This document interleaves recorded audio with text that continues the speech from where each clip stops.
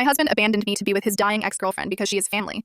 So I walked out of his life and he lost everything. My husband, let's call him Seb, and his ex Tanya became best friends after their breakup a couple of years ago due to her infidelity. I would be lying if I say it never made me feel uncomfortable even once. It did, and it still does because Tanya is still in love with my husband. She never denied it and in fact, would even call or message me when she can't get a hold of Seb. Aside from cancer, she also has some mental health issues. Thus, my husband would always tell me to be kind and patient. Seb is no longer in love with her, of course. She cheated, and Seb swore that he would never get back to her, and that he only sees her as family. 2 weeks ago, my husband received a call from Tanya to tell him about the sad news. My husband cried with her and told her everything was going to be okay. They were on the phone the whole day. Seb and I moved to Australia a few months ago because of my job, and Tanya is in Canada. They mostly talk via long-distance calls or WhatsApp. They've been in contact almost every day since we left. This always bothers me, but what can I do? After that call, my husband told me everything. To be honest, I felt bad for her, and I genuinely feel sad. I asked him what's going to happen now. Seb told me he's going back to Canada, which is a shock. He then told me that her last wish is to be with him. I didn't say anything except, what about me? He said if I can't leave my job, he will visit me whenever he can. I walked out without saying anything. Since the phone call, I've avoided my husband and ignored him whenever he tried to bring up the conversation. I learned he had already bought a ticket yesterday and was flying back home in January. I feel like he's abandoning me, but at the same time, I feel that I'm selfish for hating both of them. I'm honestly thinking of getting a divorce because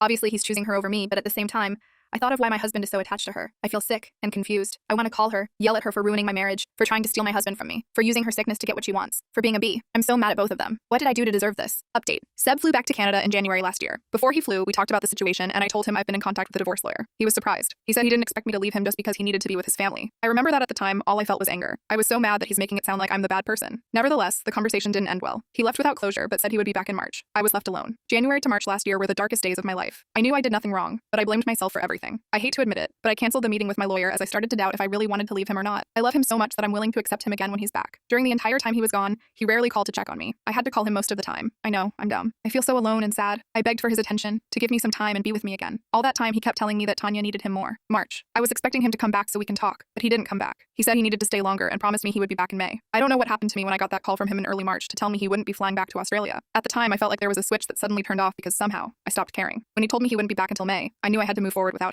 Fast forward to May, and he was back. That day, we sat down to talk. He broke down and said, I can't lose you too. When he said that, I thought Tanya was gone. But no, she's not. As far as I know, she's still alive. I asked what happened, and he told me that Tanya asked him to go back and be with me. He said that Tanya was sorry for everything. Seb didn't want to leave her, especially when he saw how bad she was doing. They had a fight, and according to him, Tanya wants him out of her life. If I was the same dumb person, I would totally accept him back. But at that time, all I could think was, he's only back because Tanya doesn't want him anymore. I let him cry. I comforted him and let him stay in my apartment. A week later, I told him I was divorcing him. At first, he refused to leave. It was a long and painful process, but on my birthday in July, he finally realized that he couldn't manipulate me anymore. By August, he was back in Canada. The divorce is not finalized yet, but we have been separated since he left. He tried to contact me several times last year, and Tanya also tried. Everyone, including my family, tried to convince me to give him a second chance. But that day in March, when I finally returned to my senses, I knew nothing could make me change my mind. Last year was a major turning point of my life. Seb still bothers me occasionally, but he knows I couldn't care less anymore. Our common friends have told me that he's not doing well. He became an alcoholic and couldn't get a good job because of it. He's mostly couch surfing because Tanya doesn't want him to live with her. LOL. That biatch.